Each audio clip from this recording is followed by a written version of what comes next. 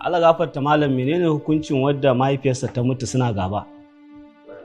Baya mata magana.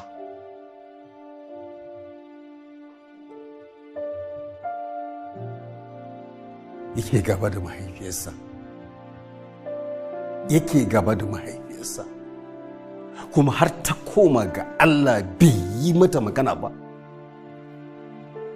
Wa inna lillahi wa inna ilaihi raji'un.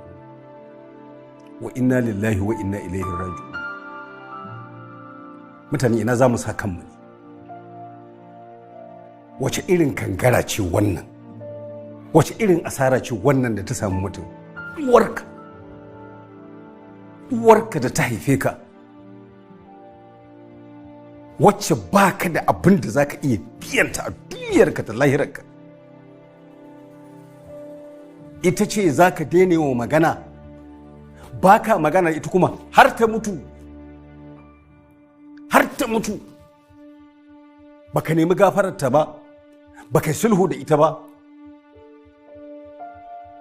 To ni abin da zan iya cewa nan, kawai ni bangare na bana magana kowa, dan dai kawai Allah da kake ganinsa wandara ne shi, mai iya sakin rahamarsa ne ga kowa. Amma wallahi inda ni ne sai in ce har abada ba zai ji ƙanshin aljanna ba, har abada ƙanshin ta ma ba zai ji ba.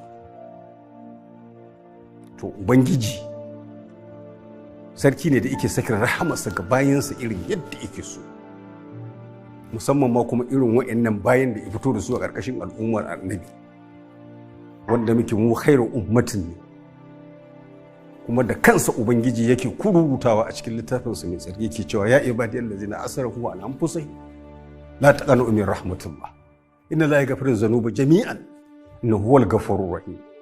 In ba dan haka ba ni tun na kai shi wuta da baki. Allah ya kiyashe mu. Uwa?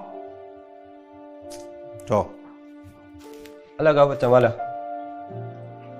Mutum ne suna da 'yan uwa, kuma 'yan uwan sun fi su kuɗi, sun fi su arziki. Su kuma ba sa zuwa inda suke, sai dai kai ka je wajensu, saboda sun fi ka kuɗi.